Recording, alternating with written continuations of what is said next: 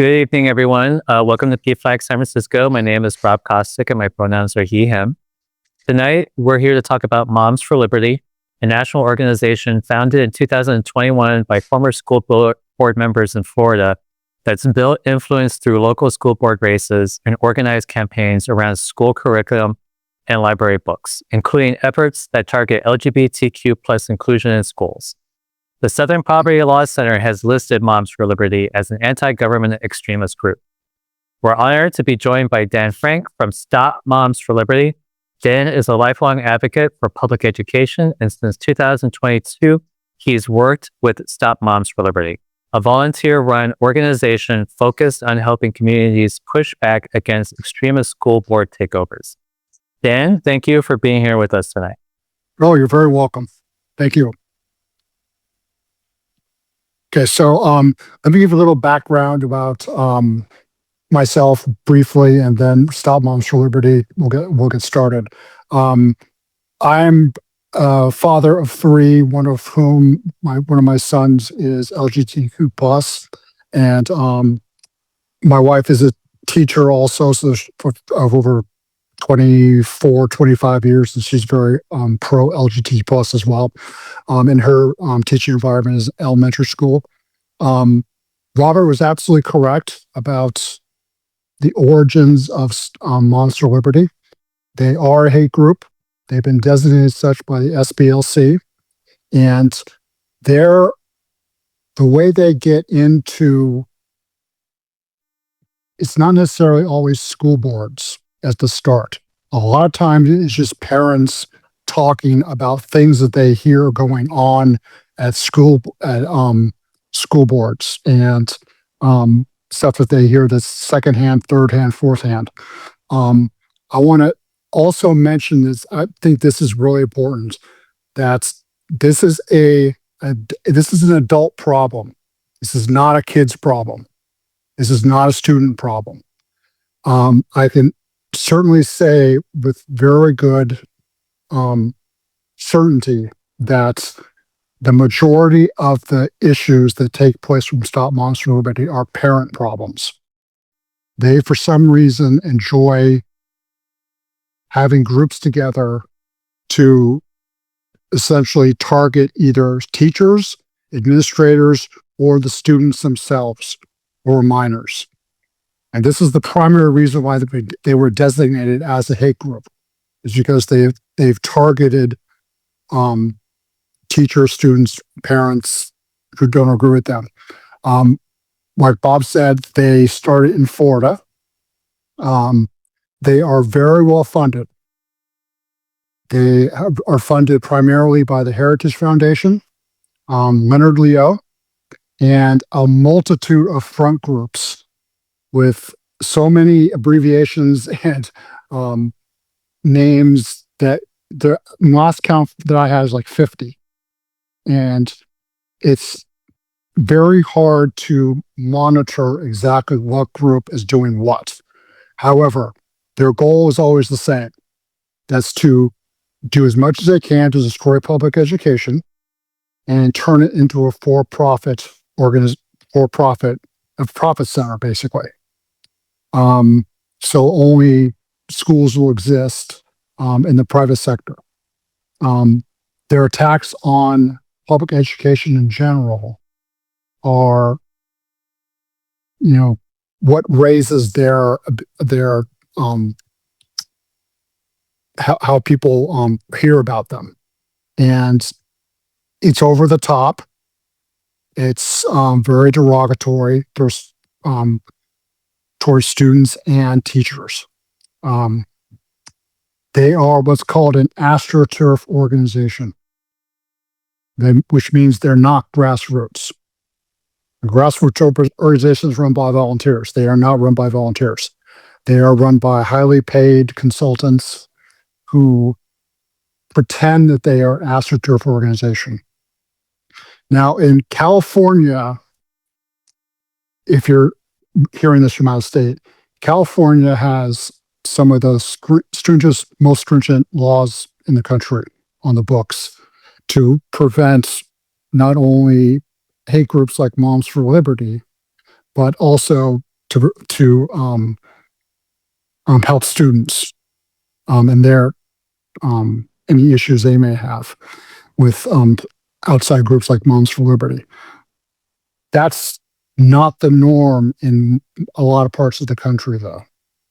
A lot of parts of the country, like Florida, Texas, and you can assume the other states, don't have those levels of protection for students or teachers.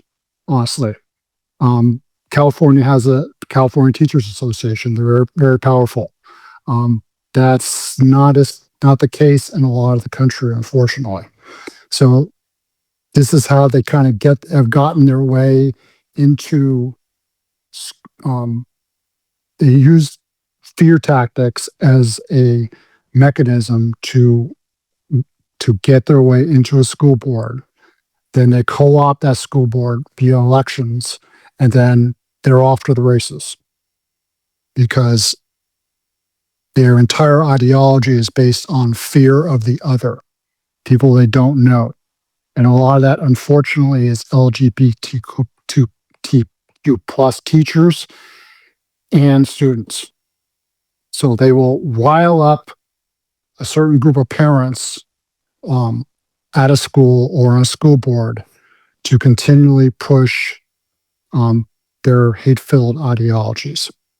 Now, the one buzzword to look for more than anything else in this is if they start talking, any organization you're with, whether it's PTA or no matter what it is, what you want to look out for is the term parental rights. If you hear parental rights spoken by any member of a school board or a candidate for a school board, that is a big red flag. They are trying to, because excuse me, because they've lost lost a lot of elections lately. They're trying to change their buzzwords. So that's where they flourish in in a decentralized place, and that's how they got started, and that's how they work. The newest big one, although they've not done so great, and they're losing members, and a lot of parents are now wise to this after they see these videos that go viral, and they see school board meetings that turn into free-for-alls. They're not trying to change their names of their groups and purge some of their more extremist members who have a public platform.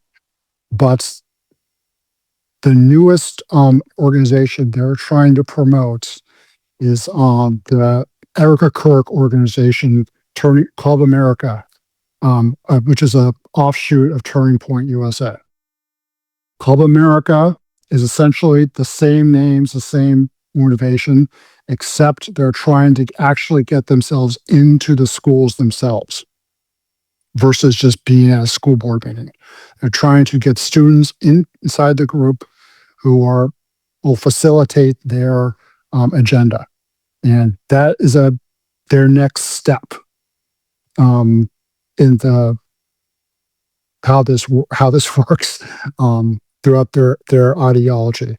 It's pretty insidious, especially if you think about them getting a foothold inside public schools. And it's difficult to stop that, except for the fact that some schools will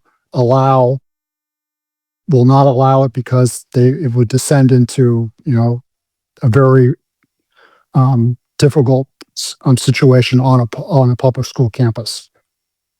However, another way to look at that is that on pretty much every public school and private school, for that matter, there's a thing called there are debate clubs, which kind of circumvent anything TPUSA, Turning Points USA, or Call America would have. It kind of ends their arguments, because if you have a debate club already, why would you need Turning Point USA or Club America? The debate club would be for all students, and Turning Points or Club America would be for just a slice of them. And the students are extremely wise and savvy about moms for liberty and turning points in USA. They know that they are essentially a hate group. They know essentially what they're up to. They don't want to have their education hijacked by extremists in their midst. From my experience, because Turning Point or Club America is so new that they are still trying to figure out what they're going to do, what they're not going to do. But they are the next step, in my opinion, from Moms for Liberty kind of losing their little steam over the past couple of years versus to transition into Club America. So that's the main really threats that I personally see in the near term, because they are very well funded and they are, although they've been although Moms for Liberty has been purged quite a bit, they're, in my opinion, they're going to morph into something different. And that's Club America. Now, in a matter of a lot of people talk about book banning at for Moms for Liberty, and they are still very active in that. They try and now work more through school libraries to go out and request to look at the card catalogs of school libraries to see, and the like bibliographies and everything, and parents do this. So parents have easy access to a school library.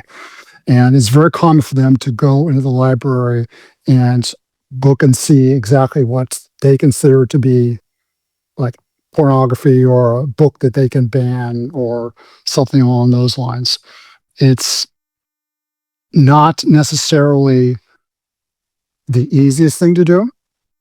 It takes a lot of research. It takes a lot of time, but there are circumstances and examples of certain parents going into school libraries and just writing down the name of every book they think is not acceptable in their minds, and just proceeding to go to a school board meeting and just read them off and say, this is what we want banned. And depending on the school board, they can say yes or they can say no. And that's the decentralized nature of, unfortunately, school boards and those type of organizations. Now, the question now is how to push back against this. And the easiest way is to shine a light on their motivations and what they try to do. And it's very important for parents, and I can give you some information about this, for parents to have groups together with and attend school board meetings to monitor what's going on. In California, there are many laws that are set up to to prevent book banning, but different school districts can do different things, and some can get away with it because the education code in California doesn't really have an enforcement mechanism to, unless they sue a school district, which has happened. They do schools, and school districts do back down, generally speaking, because school districts are very risk averse from lawsuits. Having said that, though, there are some that have basically told the state to, stick it where the sun don't shine, and they are willing to accept lawsuits and just deal with it. And those are the ones that make all the headlines, like Chino Hills, and it's crazy this sounds, Snow Glen district in little tiny Snow, California. But there's been a lot of pushback. Orange County, Orange School District has pushed back significantly on this, and there's some couple in San Diego as well. But it's very important for for parents to get involved and go to school board meetings, see what they're about. Go online, these have to be posted, read the minutes of every school board meeting a couple of days after they take place. See if there's any proposal by a board member to ban a book. Every district in California has to have the books out in public 30 days before they are accepted by the school board. So if somebody wanted to walk into a school board office and take a look at the books that are sitting there waiting to be approved or disapproved by the school board, they have a chance to look at that. And there's a lot of Moms for Liberty types that will try and do that. So that's how they get their basic information about books they may not like. So advocating through Stop Moms for Liberty, which is the group I'm involved with in the Western region, the School Board Project, Lift Up Public Schools, which I know Robert has links for those to supply. And students, like I said, are the best way to advocate for themselves and their fellow students, because if this doesn't happen as much because they aren't as, because I think parents are getting wise to this and they have gotten wise to this. But if anything is happening at a school that is like approaching a Moms for Liberty situation, it takes only one or two students to step up at a board meeting, and I have seen this happen. They will shut down one student speaking to advocate for their other classmates, will shut down 10 members of Moms for Liberty. I've seen it happen before. So it's basically we want to, as adults, obviously, we want to assume the better nature of our angels, but a lot of this is misinformed parents about how public schools actually function, unfortunately. And that leads to misinformation, disinformation, and the potential banning of books.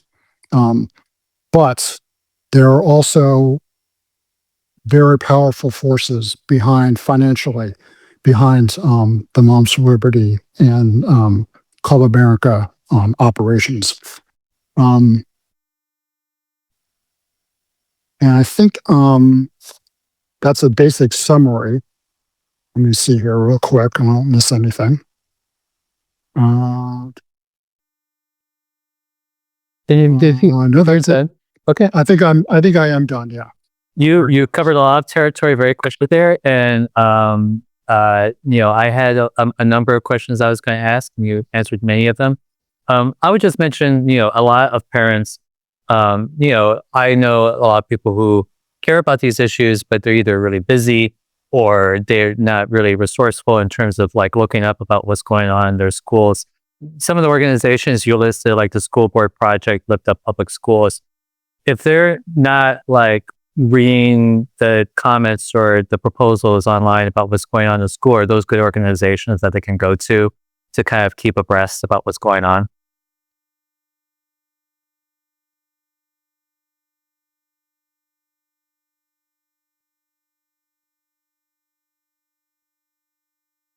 The Danier. Oh, okay. Oh, okay. I'm there. Sorry. Sorry. Lift Up Public Schools is a very good organization for that. But to answer your question, you're right. It's decentralized by nature. This is how they got started, really. They know that people don't have the time to chase their tails around looking for school board meetings that take place after they work, at typically about 6, 7 o'clock at night, and which could go a long time. So the only way that people get involved and can really stop this is by either showing up at a meeting and pushing back, or there's another way to do it. You can write emails directly to the school boards and and they have to read them, all the school board members, on their own. So that is, if you're not at a meeting, you can do that as well. Another way is that sometimes it's in person. It's okay to go to a city council meeting too. Those are a little more convenient and they're shorter than a school board meeting. School board meetings can be extremely dry and they can take a while to get to what you want to talk about. But if you go to a city council meeting, you can typically get what you want to talk about, even if it's not on the agenda, for 2 or 3 minutes, and make your voice heard that way. Because city council members will also, they have their ear to the ground about what's going on in their community, and they can assist also. I mean, I think our group has, I know I have the distribution list of pretty much every city council member in Contra Costa County, from where we are, and some from Alameda County as well. And they're good resources. Good. I'm glad to hear. You had mentioned some buzzwords to look for when you hear of a parent who may be associated for Moms for Liberty, and one of the ones was parental rights. If someone says parental rights, you said that's a big red flag. Yeah. And I wanted to just ask, are there anything else we should be looking for? And also specifically, when we think about people who are running to be on school boards, is there anything else we should be looking for, like in terms of like joiners, endorsers, consultants, or slate mailers that would be red flags? That's the challenge with school board races, because they are nonpartisan. You can't say I'm belong to this particular party. It's a nonpartisan thing. So I think that what's important is to make sure that the community is able to look at the backgrounds of these people who are running for school boards, and try and really hone in on what they want to accomplish. I mean, have they had, I mean, just off the top of my head, have they had children in the district? What are their goals? Do they understand coming into a campaign what they want to do? I mean, is it just something that they feel like they want to spend time doing, or they want to actually help the community? I think they should also be able to have a working knowledge as an possibly elected official of the California State Education Code. They have to be able to, talk about that in an informed way. We've had a person who ran for school board here in my area in Contra Costa County who raised a lot of money. She had a lot of signs around our area, and because she didn't know anything about anything, she lost by 19 points to an incumbent. And that has people not being able to, if you're unable to articulate a position on why you want to be a school board member, and you don't have a lot of, that's like really important. They have to be able to articulate their goals and motivations on what they're trying to do. I want to come back to that phrase, parental rights, because I think that's a phrase that is targeted at people who may be on the fence about a number of issues. And so when we're talking about parental rights and student privacy and safety, how do you talk about that in a way that persuades people who are on the fence?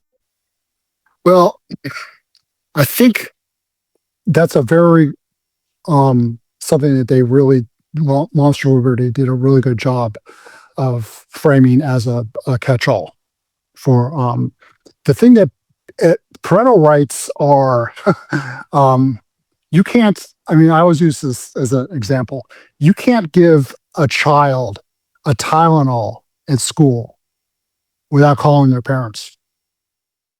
Their parental rights are everywhere in the education code in California. There's no place that they don't exist. However, there are certain places where the law in California says that if your child attends a public school, if your child attends a public school, basically there's a idea that the teachers have a certain rights and duty to protect them and protect if something happens at the school site. But the parental rights buzzword is basically a catch-all for anything Moms for Liberty related, and it's something that is a tough one to get past if you're a parent who is not in tune or savvy enough to understand how that works. But I think that on the whole, the cultural shift on Moms for Liberty is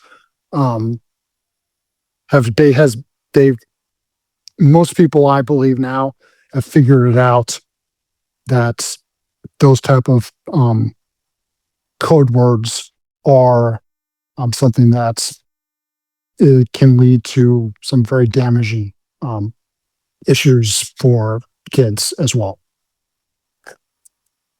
Thank you, Dan. At this point, what I would like to do is I would like to open the floor to all the participants. I know people may have questions, but also I know there are a whole number of people among us who have either had to deal with Moms for Liberty or people associated with them, associated with PFLAG chapters around the state. And so in addition to asking questions, I would really love it if you could share stories, kind of give us information about what's going on around California. So with that point, you can unmute and share with us.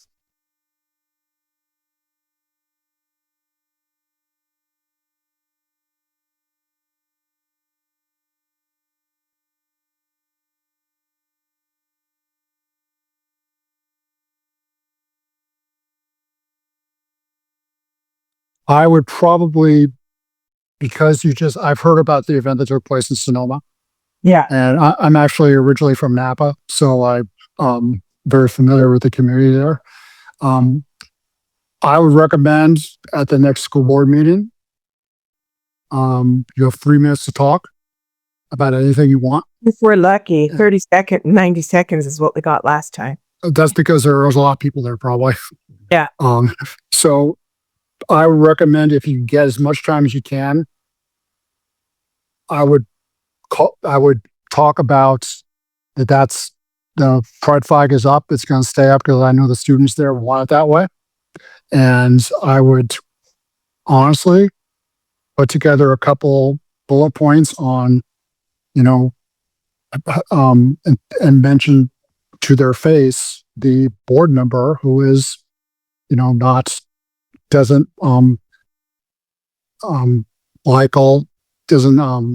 allow all students to be who they are. Okay. Oh, go ahead. No, you go ahead. I would just like I said, Moms for Liberty is a very in certain sense they're centralized, but in other respects they're decentralized. So I think that's the best advice I could probably give is to be decentralized yourself. Get advocates on your side in a small town like Sonoma. Talk to people. Talk to your in your own personal networks. Try and get people to the board meeting. Send emails to the board themselves as well as principals. Share just real quick what the Brown Act is. Me? Well, since you mentioned it. Well, my understanding of the Brown Act is that they're not allowed to consult with one another about anything that's going to be on an agenda or discussed at a board meeting amongst one another. I think 2 people can talk, but they can't form a quorum of people talking about any decisions ahead of us. So, for this very reason, which is that they will make a decision ahead of time before they've even heard from the public and make a decision about how they're going to vote. And, there's a lot of very specific rules around the Brown Act, which that is more familiar with. But I feel like they definitely really, straddle that line. And that's something you could take straight to the superintendent, because the superintendent and principals also, the superintendent is, without knowing this person, I can guarantee you chapter and verse, they are experts on the Brown Act. But I want to give other people some time to ask questions and provide comment.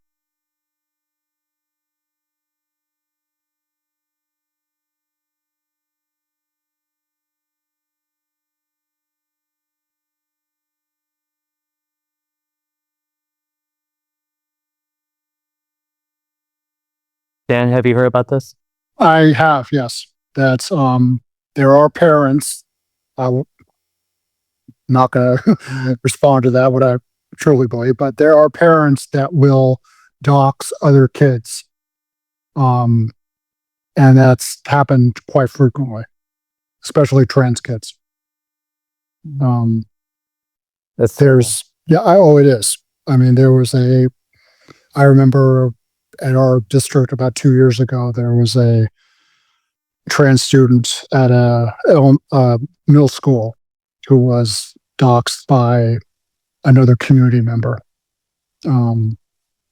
So they're doxxed by an adult inside their own middle school, and that student had to leave and switch schools. So, but it does happen, unfortunately, sometimes. We have a question in the chat. And I'm just going to read it. What are the most successful messages? Any political research that shows that factors issues are most convincing for the liberal, middle of the road, and even financially conservative Republicans who are socially progressive, or even could be if they understood? I think that's the best one I've heard is that to support all students, and just say, as a board member, as a member of the community, whatever, I support all students. And the organization Let's Lift Up Public Schools, that's our central mission. We support every student in public education, no matter who they are. And the thing about Moms for Liberty that I find is one of the most insidious things is that, forget about LGBTQ plus kids for a second. They will go after disabled kids. That's like LGBTQ plus kids. And then right after that is disabled kids, because they believe, and to a certain extent it's true, but they believe that they cost more money and they ruin their own kids' education, et cetera, et cetera, et cetera. So that's another step that a lot of people don't appreciate, that they would take on the LGBTQ plus community. And then I have seen them also go after disabled kids because they feel like they take resources away from their students. So that gets at something that you mentioned before, but we haven't really explored a whole lot. Obviously, as PFLAG San Francisco, our angle is kind of really on the LGBTQ side and how Moms for Liberty attacks members of our community. But you referenced throughout your presentation that they're really anti-public schools in general. And I think part of that goes to the disability education as well. Is there a kind of what's the most, like, putting aside the LGBTQ aspect for a moment, what is the mindset or motivation behind the just anti-public schools generally? That's an excellent question. I don't think this is a very small slice of the community.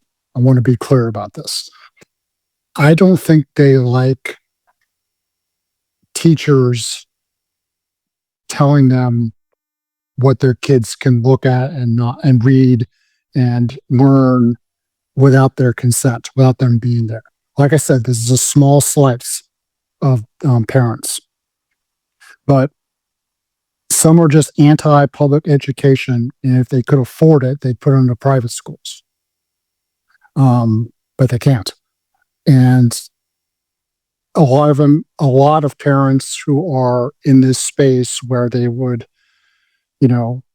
prefer that there aren't disabled kids in their school because they take up a lot of resources, even though there are numerous laws in California that protect these kids.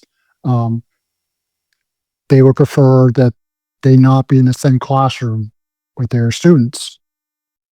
I know my wife has, as a teacher of 24 years, has had several kids who have Down syndrome, and they get all the resources they need. They have an aide. They have some of the to travels with them. But the one thing about public education that private schools cannot match is the experience of the services that they need at a high level for disabled kids versus the fact that in 95% of private schools, you would never be able to handle that. They would know nothing about it. So and that's where public schools can be more expensive for that reason alone, but it's worth it. I want to give a moment if anyone else has any other questions or comments or stories they would like to share. I think, since we have a little bit of extra time and while I'm waiting for other people to ask questions, we've had some stories of Moms for Liberty types in California. There was one incident not that long ago in September of 2025. There was a Yolo County member who stripped down to a bikini during a public comment at the Davis Joint Unified School District Board meeting to protest transgender bathroom and locker room policies, which was highly disrupted and caused some widespread local news to cover it. Are you familiar with that? Yes. Her name is Beth Bourne, and she used to work at the University of California, Davis, and was fired because it's hard to do. It's hard to get fired from the UC system if you're basically a staffer, but she found a way. And she basically alienated everybody in her workspace because she basically freaked out because her daughter was LGBTQ plus and came out. So that's her thing. She's got to deal with that. But she has taken that to going over to the Davis, I think it was the city council. But she's also been spotted up in the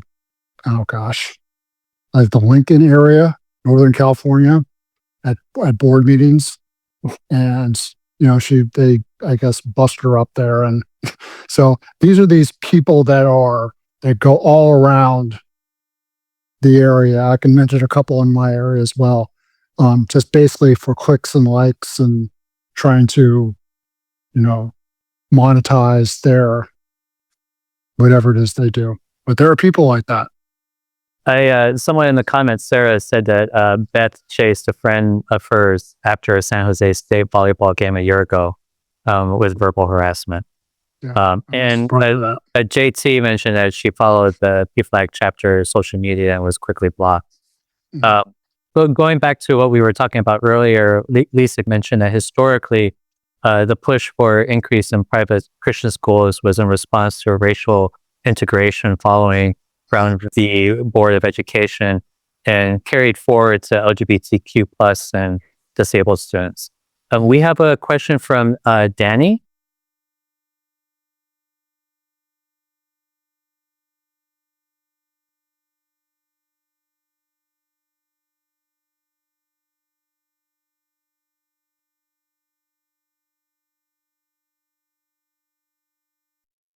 I actually saw that meeting on YouTube like the next day. And my advice would be, if you're going to go to any meeting like that, a school board or city council, just put together like 5 or 6 bullet points you want to hit and speak from the heart. And try and get, and this is not always easy, but, and some will be motivated to try and get young people to come also. That will, I've seen that, like I said earlier, that will affect most people, and we'll get, cheers and that type of thing. So, but they're very brave, and they're the best resource we have.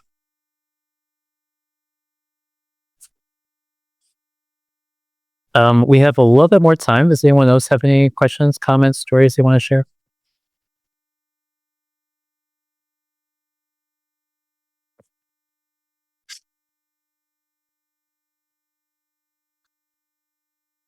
Not seeing any. Just giving it one more moment before we get going. Dan, I want to thank you so much for taking the time to talk to us. And I also want to thank all the other people who came and shared with us. It's really been interesting to me, and I've definitely learned about things to look for and tips on how to respond. Any parting thoughts before we go?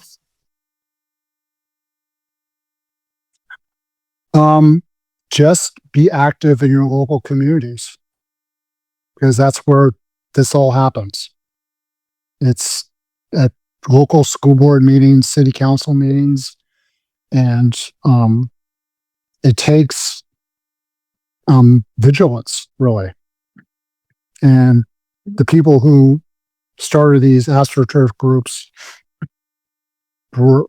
know that people have short periods of time in their lives to attend school board meetings, and that it's kind of on us to fill in the gaps there. But there's a lot more of us than there are of them. I can assure you of that. Thank you. Anyone else want to chime in? We have one more. We have one more minute. Anyone want to chime in real quick? All right. I think we're at a wrap. Thank you, everyone, again. This has been really nice, really good conversation, and we will be in touch. And see you at the next PFLAG meeting, or Stop Moms for Liberty meeting, and work in solidarity on these issues. All right. Have a good night, everyone. Thank you.